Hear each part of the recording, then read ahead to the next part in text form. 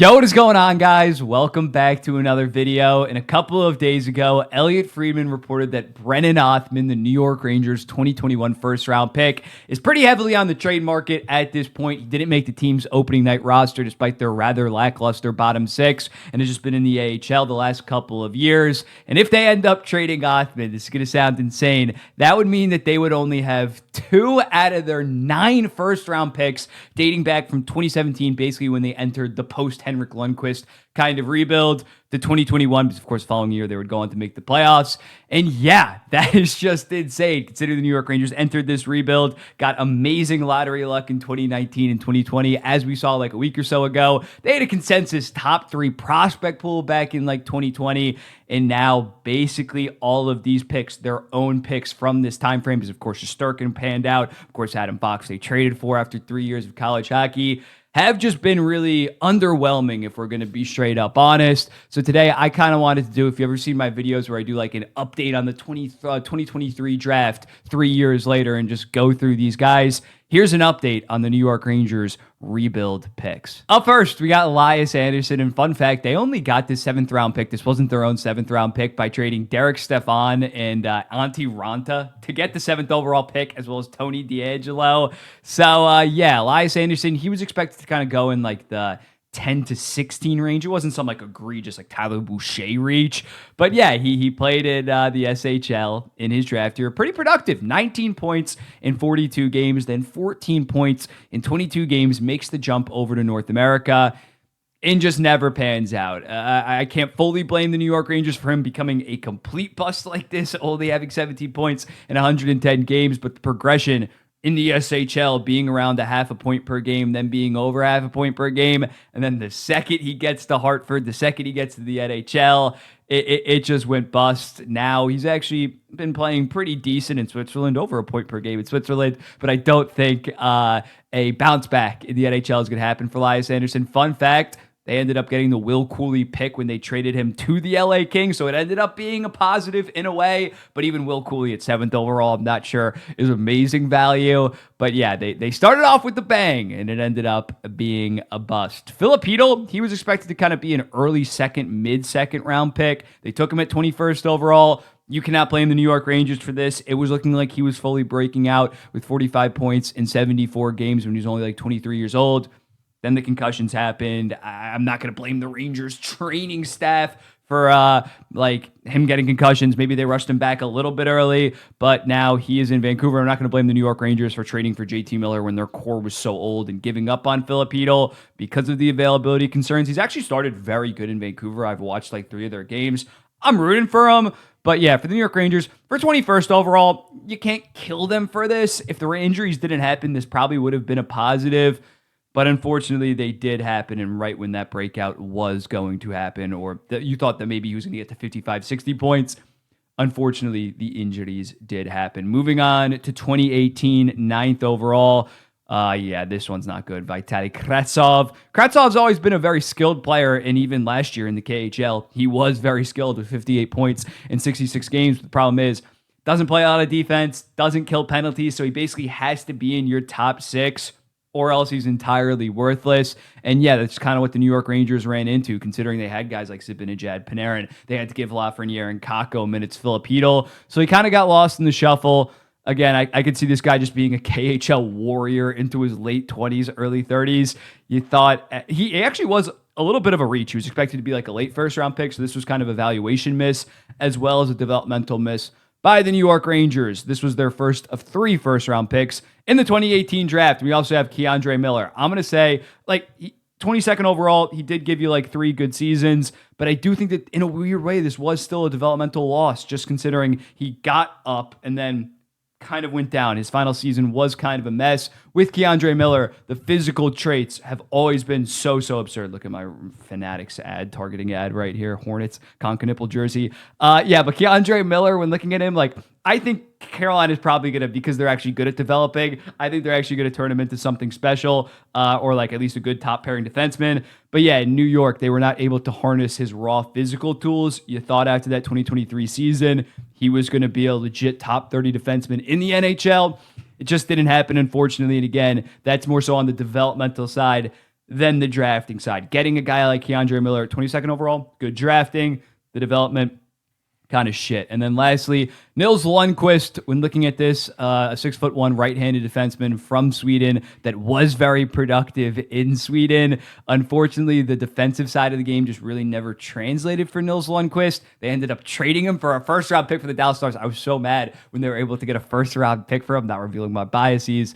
But even in Dallas, it hasn't really worked. Actually, it's looking pretty solid right now. But still, I think for Nils Lundqvist, most likely a third-pair defenseman. Again, the passing, the playmaking has always been there with him. It's just, can he develop, or can he defend at a legit NHL level? And I think the jury is definitely still out on that, and it really just hasn't been there the last couple of years. Moving on to 2019, Kaapo Kakko. New York is such a lovely city. He's looked good on the Seattle Kraken now that he's gotten traded. But yeah, Kaapo Kakko, rightfully so, New York Ranger fans were like, Jack Hughes, we're good. Kaapo Kakko dominated Liga with 38 points in 45 games in his draft year, then had like the worst rookie year of all time. He was so bad defensively and just was kind of stuck on the third line. They tried him at times with Zibanejad, with Panarin on that first and second line. It just didn't really hit. You thought maybe after the 40-point season in 2023. But yeah, it got really ugly really quick, and he was not a big fan of Peter Laviolette, and as a result, got traded to Seattle. Don't think that he's ever going to live up to his pre-draft expectations, or even like 80% of it, because he was expected to be like an 80 to 90-point star. But yeah, for Seattle, you're definitely happy. This definitely falls on, again, development compared to drafting, considering he was a consensus top 2 pick. It's not like they swung for the fences on this, and it just completely missed. This was a huge developmental loss. You can blame COVID, I guess, somewhat on this, but David Quinn, Peter Laviolette, Gerard Gallant, not good development in terms of the young guys, and they prioritized winning right out of the gate.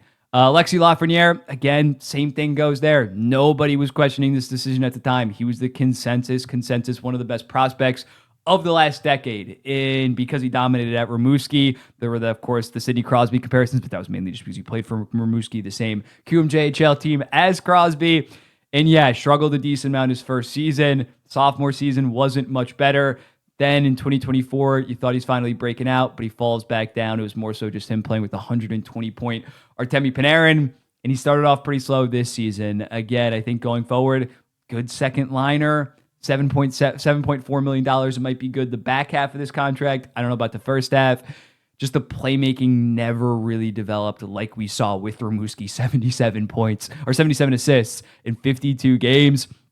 And again, I think you got to blame the New York Rangers for rushing their rebuild. And as a result, Lafreniere was kind of just stuffed on that third line and had a microscope over him. You look at guys, prospects like Celebrini, Bedard, who gives a shit if they make mistakes? Their teams absolutely stink. Versus Lafreniere, like basically out of the gate, it was like, you're on the third line. If you stink it up, you're playing like 11 minutes a night. So yeah, just very unfortunate in terms of that. Braden Schneider, he's still on the team. He's a 6'3" right-handed defenseman. That's been pretty solid for them. Third pair right now, maybe can eventually get to that second pair.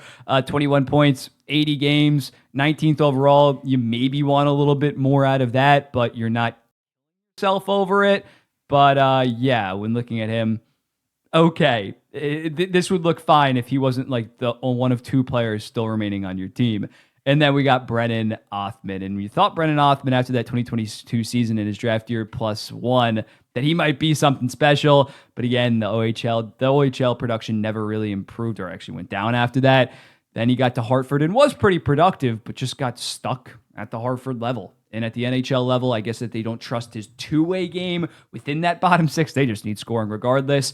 But yeah, although he had a great preseason, if Noah Laba, who has been an electric player for them, do not get me wrong, if he's making the team over your 2021 first-round pick, if other guys like, who else they got, like Sam Carrick, they brought in Connor Sheary to make the team and play on like the second line in game 2 once Trocheck got hurt, and Brennan Othmann is not making your team at that point, that ain't good. I'm going to go through the one like actual big drafting developing win. I'm not going to forget Will Cooley. I'm not going to be biased and forget that. Will Cooley, 60th overall, again with the pick that they traded Lias Andersson to get. He's been very good. He's that ideal Matthew Nye style 6'3", 215-pound power forward.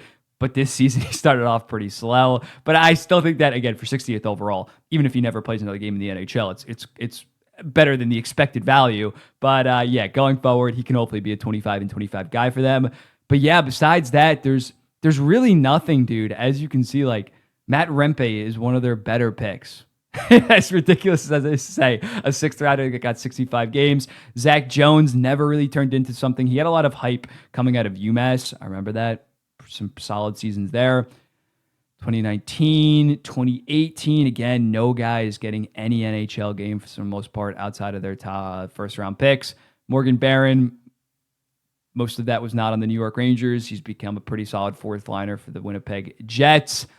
And yeah, it's just been a graveyard in terms of drafting and developing. And even Victor Mancini, Noah Laba, again, they didn't pick that high in these drafts. Gabe Perreault, goal and an assist in the AHL at this point. Still a solid prospect.